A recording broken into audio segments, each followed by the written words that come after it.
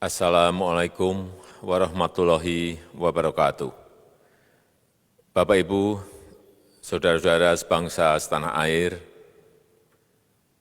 pagi tadi saya telah memimpin rapat terbatas secara virtual tentang Undang-Undang Cipta Kerja bersama jajaran pemerintah dan para gubernur. Dalam undang-undang tersebut terdapat 11 klaster yang secara umum bertujuan untuk melakukan reformasi struktural dan mempercepat transformasi ekonomi. Adapun klaster tersebut adalah urusan penyederhanaan perizinan, urusan persyaratan investasi, urusan ketenagakerjaan, urusan pengadaan lahan, urusan kemudahan berusaha, urusan dukungan riset dan inovasi, urusan administrasi pemerintahan, urusan pengenaan sanksi, urusan kemudahan pemberdayaan dan perlindungan UMKM, urusan investasi dan proyek pemerintah, serta urusan kawasan ekonomi. Dalam rapat terbatas tersebut, saya tegaskan mengapa kita membutuhkan Undang-Undang Cipta Kerja. Pertama, setiap tahun ada sekitar 2,9 juta penduduk usia kerja baru, anak muda yang masuk ke pasar kerja, sehingga kebutuhan atas lapangan kerja baru sangat-sangat mendesak. Apalagi di tengah pandemi, terdapat kurang lebih 6,9 juta pengangguran dan 3,5 juta pekerja terdampak pandemi COVID-19. Dan sebanyak 87% dari total penduduk bekerja memiliki tingkat pendidikan setingkat SMA ke bawah, di mana 39% berpendidikan sekolah dasar. Sehingga perlu mendorong penciptaan lapangan kerja baru, khususnya di sektor padat karya. Jadi, Undang-Undang Cipta Kerja bertujuan untuk menyediakan lapangan kerja sebanyak-banyaknya bagi para pencari kerja serta para pengangguran. Kedua, dengan Undang-Undang Cipta Kerja akan memudahkan masyarakat, khususnya usaha mikro kecil, untuk membuka usaha baru. Regulasi yang tumpang tindih dan prosedur yang rumit dipangkas. Perizinan usaha untuk usaha mikro kecil (UMK) tidak diperlukan lagi, hanya pendaftaran saja. Sangat simpel. Pembentukan PT atau perseroan terbatas juga dipermudah. Tidak ada lagi pembatasan modal minimum. Pembentukan koperasi juga dipermudah.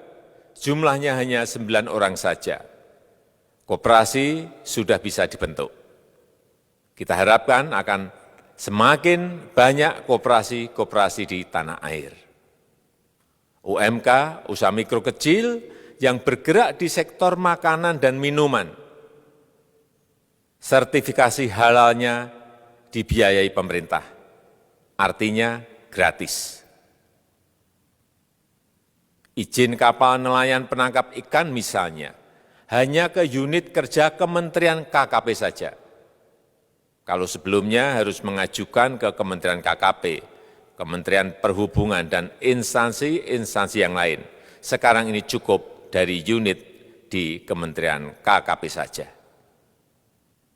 Ketiga, Undang-Undang Cipta Kerja ini akan mendukung upaya pencegahan dan pemberantasan korupsi. Ini jelas karena dengan menyederhanakan, dengan memotong, dengan mengintegrasikan ke dalam sistem perizinan secara elektronik, maka pungutan liar, pungli dapat dihilangkan. Namun, saya melihat adanya unjuk rasa penolakan Undang-Undang Cipta Kerja yang pada dasarnya dilatar belakangi oleh disinformasi mengenai substansi dari undang-undang ini dan hoax di media sosial. Saya ambil contoh, ada informasi yang menyebut tentang penghapusan UMP, upah minimum provinsi, UMK, upah minimum kota kabupaten, UMSP, upah minimum sektoral provinsi. Hal ini tidak benar, karena faktanya upah minimum regional, UMR, tetap ada. Ada juga yang menyebutkan bahwa upah minimum dihitung per jam. Ini juga tidak benar. Tidak ada perubahan dengan sistem yang sekarang. Upah bisa dihitung berdasarkan waktu dan berdasarkan hasil. Kemudian adanya kabar yang menyebutkan bahwa semua cuti sakit, cuti kawinan, cuti khitanan, cuti baptis, cuti kematian, cuti melahirkan, dihapuskan. Dan tidak ada kompensasinya. Saya tegaskan juga ini tidak benar. Hak cuti tetap ada dan dijamin. Kemudian apakah perusahaan bisa mem-PHK kapanpun secara sepihak? Ini juga tidak benar.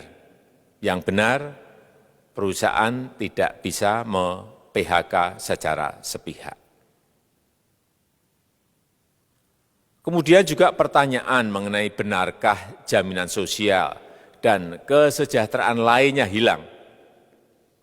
Yang benar, jaminan sosial tetap ada. Yang juga sering diberitakan tidak benar adalah mengenai dihapusnya AMDAL, analisis mengenai dampak lingkungan. Itu juga tidak benar. AMDAL tetap ada. Bagi industri besar harus studi AMDAL yang ketat. Tetapi bagi UMKM lebih ditekankan pada pendampingan dan pengawasan. Ada juga berita mengenai Undang-Undang Cipta Kerja ini mendorong komersialisasi pendidikan. Ini juga tidak benar. Karena yang diatur hanyalah pendidikan formal di kawasan ekonomi khusus, di KEK. Sedangkan perizinan pendidikan tidak diatur di dalam Undang-Undang Cipta Kerja ini. Apalagi perizinan untuk pendidikan di pondok pesantren. Itu tidak diatur sama sekali dalam Undang-Undang Cipta Kerja ini. Dan aturannya yang selama ini ada tetap berlaku. Kemudian diberitakan bahwa keberadaan bank tanah. Bank tanah ini diperlukan untuk menjamin kepentingan umum, kepentingan sosial, kepentingan pembangunan nasional, pemerataan ekonomi, dan konsolidasi lahan serta reforma agraria. Ini sangat penting untuk menjamin akses masyarakat terhadap kepemilikan tanah, kepemilikan lahan, dan kita selama ini tidak memiliki bank tanah.